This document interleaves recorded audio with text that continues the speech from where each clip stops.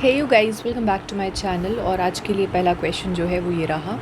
A resistor of 200 ohm and a capacitor of 15 microfarad are connected in series to a 220 volt 50 hertz AC source। Okay, तो जो कुछ भी दे रखा है let's just write that one by one. तो एक रेजिस्टर है 200 ohm का and a capacitor of 15 microfarad are connected in series to a 220 volt. तो ये जो कुछ भी वोल्टेज हमें या ये सोर्स वोल्टेज हमें दे रखा है that is nothing but RMS value 220 volt and then 50 hertz AC source. तो जो फ्रीक्वेंसी है वो हमें दे रखी है 50 hertz. All right, calculate the current in the circuit. तो सर्किट में सिर्फ और सिर्फ रेजिस्टर और कैपेसिटर लगाया हुआ है और हमसे करंट का वैल्यू पूछा गया है। तो ऑल्दो हमें RMS वैल्यू ऑफ वोल्टेज पता है तो हम RMS वैल्यू ऑफ करंट भी बता सकते हैं अगर हमें इम्पिडेंस का वैल्यू पता होगा। तो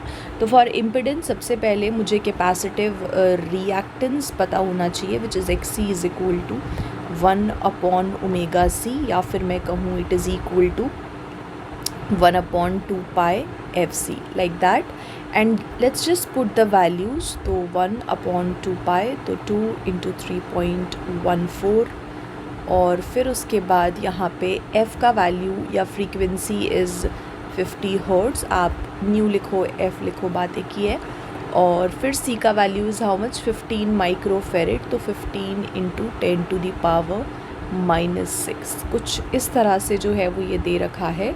तो यहाँ से यू विल गेट XC का वैल्यू और जब आप इसको कैलकुलेट करेंगे तो you will get it to be around 212.3 ohm. कुछ इस तरह से वैल्यू आ जाएगी। ठीक है, आप कैलकुलेट कर लीजिएगा। अब हमें निकालना है करंट। तो before current we should know the value of impedance. तो वैसे तो इम्पिडेंस Z जो है that is √R² + XL - XC का होल स्क्वायर, बट यहाँ पे हमारे पास इंडक्टर नहीं है, यहाँ पे सिर्फ कैपेसिटर और रेजिस्टर है। तो वी हैव √R² + XC का होल स्क्वायर। तो बस इससे ही हमारा इम्पिडेंस निकल आएगा। और जस्ट पुट द वैल्यूज़। तो यहाँ पे वी हैव 200 का square and then we have 212.3 का स्क्वायर। इफ़ यू वांट तो आप खाली 212 भी लेके सॉल्व कर लेना और यहाँ पे जो वैल्यू मिलेगी दैट विल बी अराउंड, जब आप इसको सॉल्व करेंगे तो दैट विल बी अराउंड 291.7 ओम। इस तरह से Z का वैल्यू मिल जाएगा। नाउ सबसे पहला पार्ट हमसे पूछा गया था करंट। तो अगर मैं बात करूँ IRMS की तो this is nothing but what, ERMS upon Z and ERMS is how much, ERMS is simply 220 volt divided by Z का वैल्यू कितना है, Z का value is 291.7 and if you just solve it तो आपको मिलेगा around 0.75 ampere, like that, कुछ इस तरह से मिलेगा। नाउ सेकेंड पार्ट में क्या बोला है हमसे, calculate the RMS voltage across the resistor and the capacitor. तो हमें RMS वोल्टेज भी बताना है across the resistor and capacitor. तो बेसिकली VR और VC बताना है। तो VR की अगर मैं बात करूँगी तो that will be simply IRMS into R। तो बस 0.75 इंटू 200 आप इसको मल्टीप्लाई कर दें तो you will get it to be around 150.8 volt. फिर उसके बाद अक्रॉस कैपेसिटर तो VC IRMS इंटू XC। तो ऐसे करना पड़ेगा। तो 0.75 इंटू XC का वैल्यू कितना आया था हमारा 212.3। तो you will get it to be around 159.2 volt. Okay, now आगे क्या बोला है, उन्होंने ये कहा है is the algebraic sum of these voltages. मतलब कि अगर आप VR और VC करते हो, VR प्लस VC अगर आप करते हो, क्या वो more than the source voltage आएगा? क्या उन दोनों का VR प्लस VC जो है क्या वो सोर्स वोल्टेज से ज़्यादा आएगा? Source voltage is 220 volt. अगर हाँ, if yes resolve the paradox, तो ऐसा क्यों आ रहा है, तो ये चीज़ हमें जो है उसका बताना पड़ेगा कि भाई किस वजह से ये आ रहा है। तो देखिए, अगर मैं आपसे बात करूँ इस बारे में, तो देखो अगर आप वी आर और वी सी को ऐड करते हो ना, if you just simply add them up, V R plus V C, तो एक 150 है, एक 159 है, तो समथिंग 300 के आसपास आ जाएगा, 310 वोल्ट के आसपास आ जाएगा। अब बात तो ये है कि yes it is more than, yes it is more than the source voltage, but ऐसा है क्या कि सच में इतना ही वोल्टेज हो जाएगा क्या? नहीं भाई, जितना आ रहा है उतना ही रहेगा। तो ये फिर कैसा पैराडॉक्स है कि हमें दिख रहा है कि दोनों का सम इतना ज़्यादा है, बट सोर्स में सिर्फ और सिर्फ 220 वोल्ट ही है। So it is resolve by the fact that कि वी आर और वी सी जो है ना, आपको एक्सप्लेनेशन ये दोगे कि V R and V C जो है ना, they are not in phase with each other, they are not in same phase, they are not in same phase, और इनके बीच में जो फेज़ डिफरेंस रहेगा दैट इज़ 90 डिग्री का फेज़ डिफरेंस। तो अगर आप इनका कॉम्बिनेशन निकालते हैं, अगर आप नेट निकालते हैं, तो आप ऐसे ऐड करोगे इन्हें, इनका जो भी आपको निकालना है, तो that is under root V R square plus V C square. तो जब आप यहाँ पे वैल्यू डालेंगे तो वो वैल्यू आप देखेंगे कि वो 220 वोल्ट, मतलब कि सोर्स वोल्टेज के बराबर ही आ जाएगा। सो द रीज़न इज़ कि they are not in same phase, they have a phase difference of 90 degree, and that is why उनका जो वोल्टेज है, अगर आपको नेट निकालना है दोनों का, तो आप इस तरह से ही निकालेंगे, ठीक है। That is how this paradox is resolved. Now let's move on to the next question, which is a capacitor of unknown capacitance, ठीक है, कैपेसिटर हमें नहीं पता है।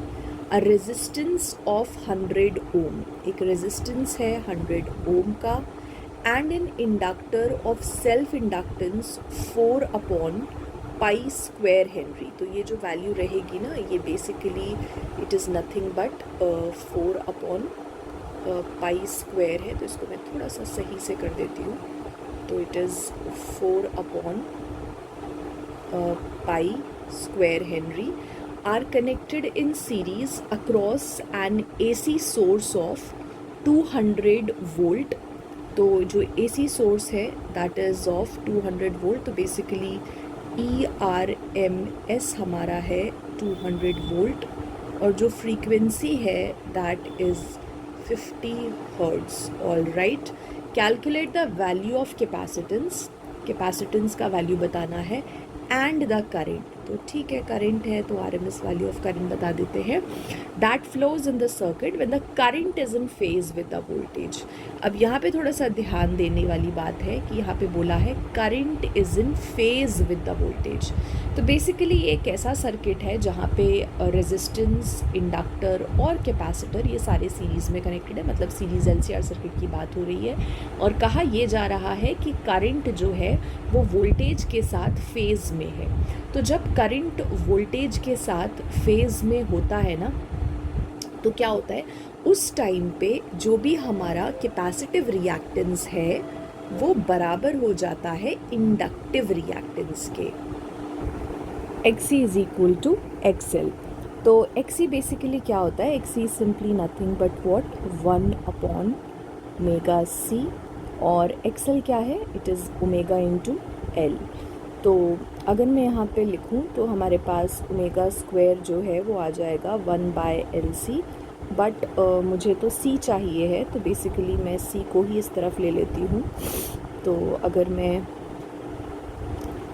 C को इस तरफ लेती हूँ तो it is 1 upon omega square into L, ये सिचुएशन रहेगी। और अगर मैं आपको याद दिलाऊं तो जो हमारा ओमेगा है that is simply nothing but what, omega is simply nothing but 2 pi nu, तो इसका स्क्वायर हो जाएगा which is 4 pi square new square into L, like that. बस अब यहाँ पे वैल्यूज़ को जो है वो पुट कर देना है, तो this is 1 upon 4 pi square, और फिर उसके बाद 2 पाई न्यू स्क्वायर, न्यू बोले F बोले बात एक ही है, विच इज़ 50 का स्क्वायर, एंड देन L का वैल्यू कितना था 4 अपॉन पाई स्क्वायर। तो बस यहाँ पे पाई स्क्वायर और पाई स्क्वायर जो है वो कैंसिल हो जाने हैं, और जब आप इसको कैलकुलेट करेंगे पूरा तो it will be around 25 × 10⁻⁻⁶ farad, which is nothing but 25 microfarad, like that. Okay, उसके बाद क्या पूछा गया था? वैल्यू ऑफ कैपेसिटेंस बता दिया हमने, करंट बताना है। करंट की देखिए अगर मैं बात करती हूँ यहाँ पर, तो सिंस ऐसा है कि current is in phase with the voltage, तो यहाँ पे जाहिर सी बात है मैक्सिमम करंट फ्लो कर रही होगी, मतलब ये एक रेजोनेंस सर्किट होगा, और एक रेजोनेंस सर्किट में जो IRMS रहेगा that will be ERMS upon Z, और यहाँ पे फिर जो इम्पिडेंस Z है ना, ये पूरा का पूरा R के बराबर ही हो जाएगा। तो ERMS था मेरा 200 वोल्ट था, ओके, और R का वैल्यू था 100, तो मेरा जो IRMS है that will be simply 2 ampere, like that. Okay, चलिए बढ़ते हैं नेक्स्ट क्वेश्चन की तरफ, which is what will be the reading in the voltmeter and ammeter of the circuit shown in figure। तो बेसिकली यहाँ पे हमारे पास इंडक्टर भी है, कैपेसिटर भी है और रेजिस्टर भी है। All of these are connected in series only, और इनको 90 वोल्ट की जो सप्लाई है वो दी जा रही है। कहा यह जा रहा है कि जो वोल्टमीटर कनेक्टेड है, वोल्टमीटर को देख लो वो कहाँ कनेक्टेड है, वोल्टमीटर यहाँ और यहाँ, दैट मीन्स वो जो है वो रीड कर रहा होगा voltage across L and C। तो L और C के अक्रॉस का वोल्टेज का जो भी वोल्टेज बन रहा होगा वो वोल्टमीटर में आएगा। और फिर हमसे बोला है एमीटर, एमीटर का लोकेशन तो ऐसा सच नहीं बताया, बट दैट इज़ अंडरस्टूड कि नहीं बताया, नहीं दिखाया, मतलब हमें total current in the circuit जो है वो बता देना है। ओके, तो सबसे पहली चीज़ अगर मैं बात करूँ तो टोटल जो भी हमारा ये सर्किट है इसका इम्पिडेंस कितना होगा, तो impedance Z is given by √R² plus XL minus XC का होल स्क्वायर। तो यहाँ पे I just put the values, तो R इज़ 45, और अगर आप एक चीज़ देखें तो यहाँ पे XL और XC जो है वो तो बिल्कुल बराबर ही है, सेम ही है, तो ये 0 आ जाएगा। तो इम्पिडेंस Z जो है मेरा दैट विल बी 45 ओम। तो अगर मैं करंट की बात करूँगी तो current will be ERMS upon Z, और यहाँ पे Z तो R के ही बराबर निकला है, तो 90 upon 45 which is nothing but what 2 ampere. ठीक है, तो बेसिकली ये एक रेजोनेंस सर्किट की तरह ही इसका काम हो रहा है।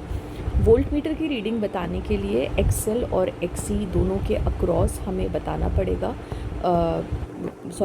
L और C दोनों के अक्रॉस का मिला के हमें बताना है वोल्टेज।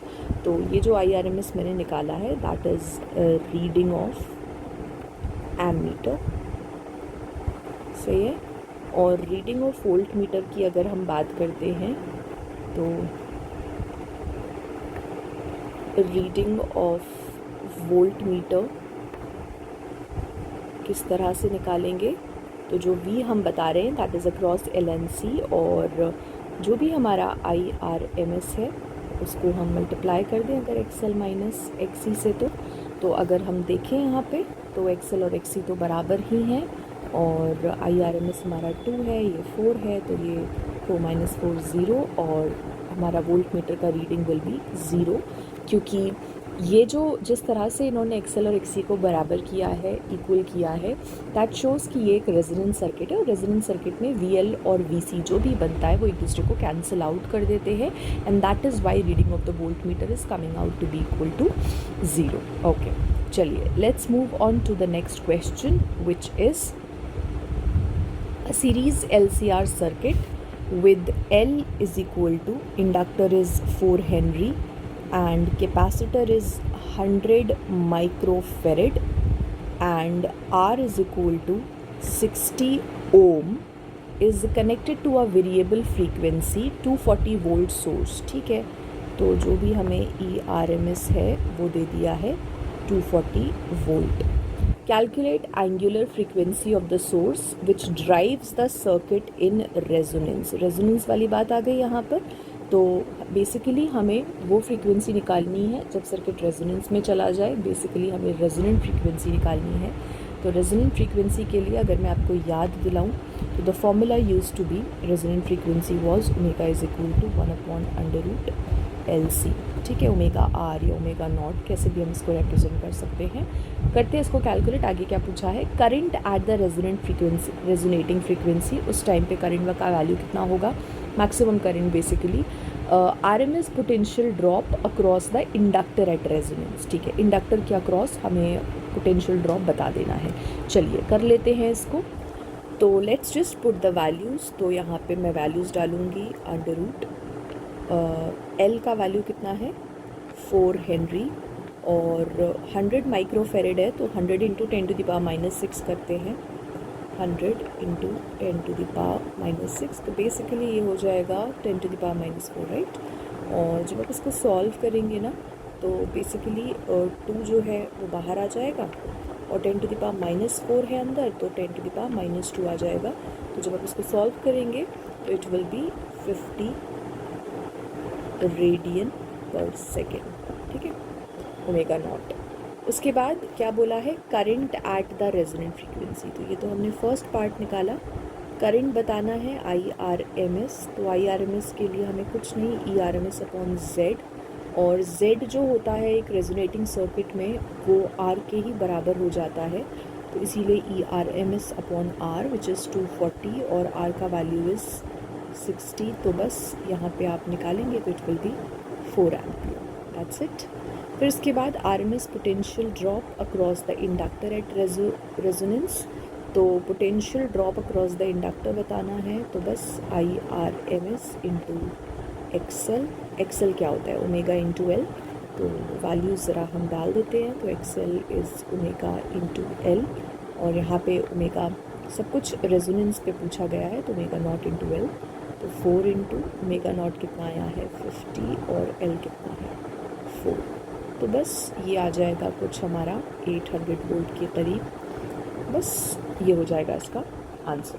चलिए आगे बढ़ते हैं ज़रा नेक्स्ट क्वेश्चन की तरफ, एंड आज का last question which is compute the resonant frequency and the quality factor of a series LCR circuit.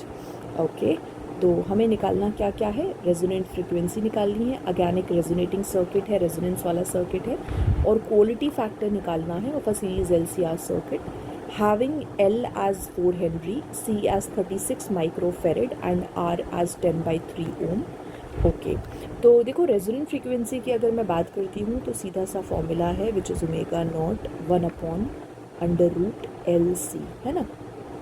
तो बस यहाँ पे वैल्यूज़ डाल देते हैं। तो 1/√L और C का वैल्यू कितना था 36 माइक्रोफेरेड, मतलब 36 इंटू 10⁻⁻6। तो बस आप जब इसको बाहर लेंगे चीज़ों को तो 2 और इधर आ जाएगा 6 और यह जाएगा 10⁻⁻3। तो कुछ बहुत आसानी से आप इसको सॉल्व कर सकते हैं, और this will be nothing but 1000 divided by 12, है ना, ऐसा कुछ। तो बस आप इसको सॉल्व कर लीजिएगा, you will get it to be around 83.3 radian per second, like that. सही है। फिर उसके बाद बोला गया था क्वालिटी फैक्टर भी निकाल दो। तो क्वालिटी फैक्टर अगर मैं आपको याद दिलाऊं तो क्वालिटी फैक्टर जो है वो होता था क्या, quality factor used to be omega nought L/R, ऐसा भी कर सकते थे, या फिर 1/R√L/C ये भी कर सकते थे।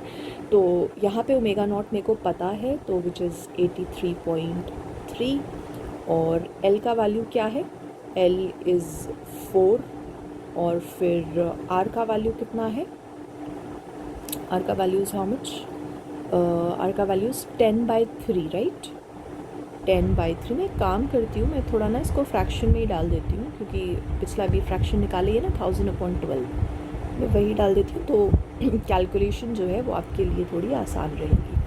ठीक है, तो ये जो है आप इसको सॉल्व करेंगे तो 1000/12, और आपके पास जो है ये आ जाएगा 100 के करीब। ठीक है, क्वालिटी फैक्टर आ गया 100। नाउ नेक्स्ट क्या पूछा है, पूछा ये है कि how can sharpness of resonance, मतलब यही quality factor of the circuit, be improved by a factor of 2। Improve करना है by a factor of 2, basically उसको हमें डबल करने की बात की जा रही है शार्पनेस को, by reducing its full width at half maximum. So basically what they are saying is कि उनका रिक्वायरमेंट है कि आप जो है ना ये बता दें कि हम क्वालिटी फैक्टर को डबल कैसे कर सकते हैं। तो अगर आप फॉर्मूले की तरफ थोड़ा सा ध्यान दें, क्वालिटी फैक्टर को डबल कैसे किया जा सकता है, अगर हम इसकी रेजोनेंट फ्रीक्वेंसी को नहीं बदलते हैं, उसको चेंज नहीं कर सकते हैं, तो quality factor can be doubled कैसे आपको दिख रहा है ना, quality factor is inversely proportional to R. तो अगर आप रेजिस्टेंस को जो है वो रिड्यूस कर दें, if resistance is reduced to half, अगर रेजिस्टेंस हाफ हो जाएगा तो क्वालिटी फैक्टर या शार्पनेस अपने आप डबल हो जाएगी। तो बस यही पूछा था, ये हमने बता दिया। इज़ रिड्यूस टू हाफ मतलब कि रेजिस्टेंस जो है वो पहले 10/3 था, तो जो नया रेजिस्टेंस होना चाहिए क्वालिटी फैक्टर को या शार्पनेस को डबल करने के लिए, that must be 10/6 ohm. Value बतानी है तो बता दो, otherwise you can just simply write should be reduce to half, तो उससे हमारा क्वालिटी फैक्टर जो है डबल हो जाएगा। ओके, तो आई होप ये सब समझ में आया होगा। Thank you so much for watching. चलिए मिलते हैं नेक्स्ट वीडियो।